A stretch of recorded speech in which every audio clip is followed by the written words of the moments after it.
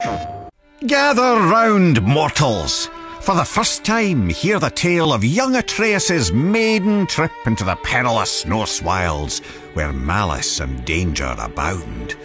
Attempting to help a vulnerable creature, the boy wandered out beyond his protected woods alone. But I can't tell the whole story here, can I? You'll have to step inside.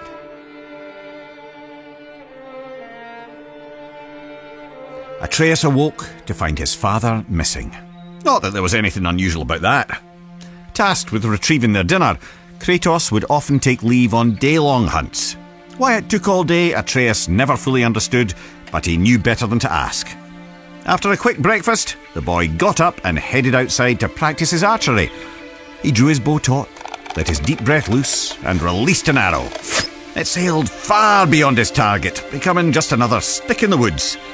The boy sighed. He'd have to find it later, likely when he wasn't looking for it. Determined to hit the target this time, he grabbed another arrow and focused hard. He held the string till his arm burned and let it fly. A bullseye! Well, almost.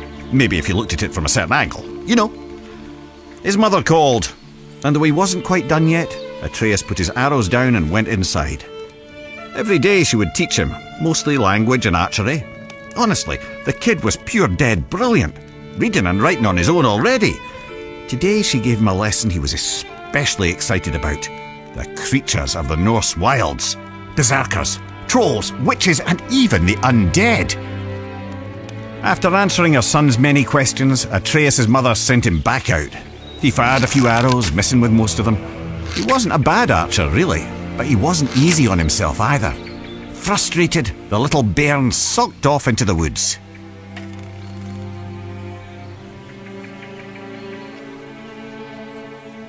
Don't sulk yourselves. Follow the boy to the next area.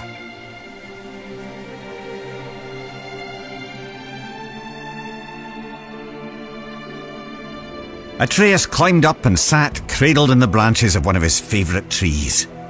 On days like this, he liked to close his eyes, listen to the forest, and let his mind wander.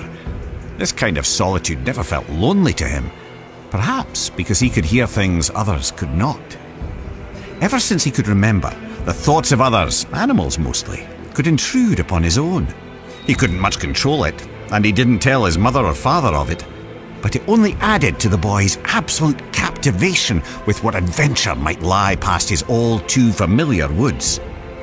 As Atreus craned his head in an attempt to hear even farther, a desperate cry for help crept in at the edges of his mind. Not a whisper in his ears, but rather a shout inside his skull. Atreus shot up, and as he did, heard a second voice, a call to adventure, taunting him with the promise of a hero's journey. He jumped down from the tree and ran toward the voices.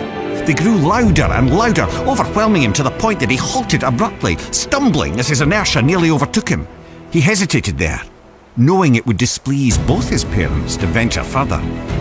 In response, the voices only grew more urgent, demanding his attention. The lad could barely concentrate with this cacophony filling his head. He decided to follow the cry for help. Even as he did, the other voice derided the boy, calling him a coward. But if Atreus were to disobey his parents, it would have to come with good reason.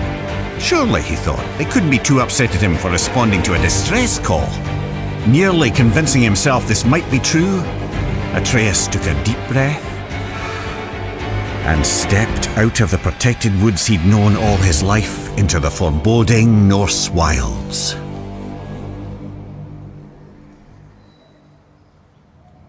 Delve deeper into the woods. Unless, of course, you're too frightened.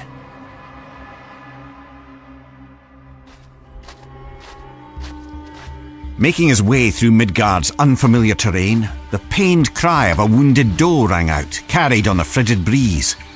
After attempting to study the patterns of nearby tree roots to use as a guide back home, he set off in the direction of the injured animal.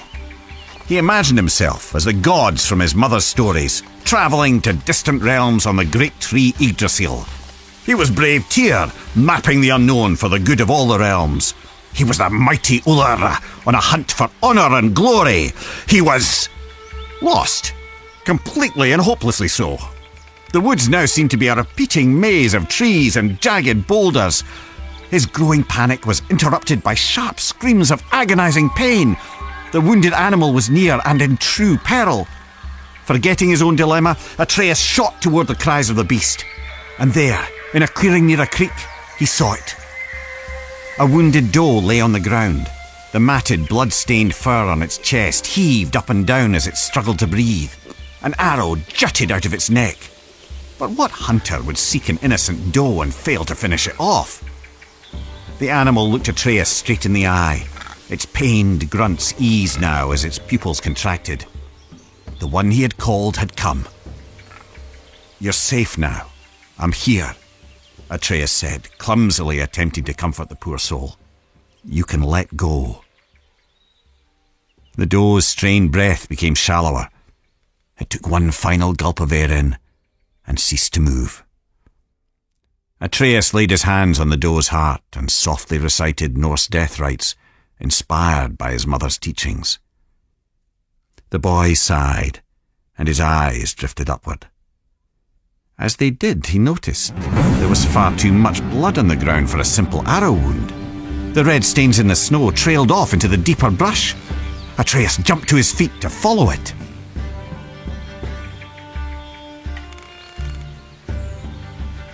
What horrors await at the end of the trail of blood? There's only one way to find out.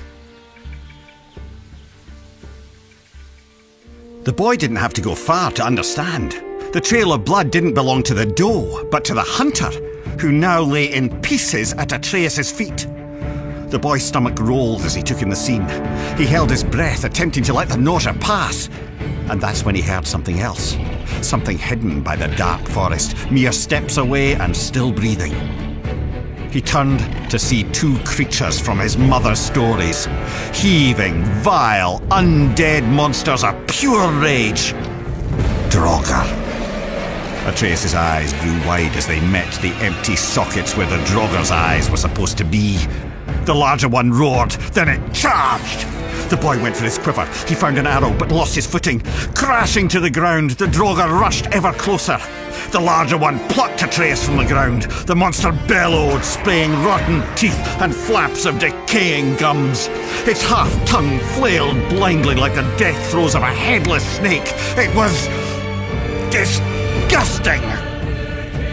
In desperation, Atreus stabbed out with his arrow again and again and again, and by pure chance he connected, striking the Draugr through a hole in its skull. The monster dropped him as he continued to scream and stab. The boy was lucky, but there was no time to celebrate. As the second Draugr raised his blade, Atreus shot an arrow. It exploded against the Draugr's sword, shattering it to pieces. Quicker than the boy could react, a shard of the blade sliced into his arm. He yelled out in torturous pain. But as the Draugr drew in for the final kill, Atreus wasn't afraid anymore. He was angry. The blinding pain turned to white-hot rage as his ears pounded. His vision glazed to pure red. As the creature bellowed with fury, so did Atreus. Two warriors with nothing left but anger and pain. The last thing the boy saw before the world went black was a ghostly white hand grabbing the Draugr by its throat. A small quiet question escaped Atreus' lips before he fell unconscious.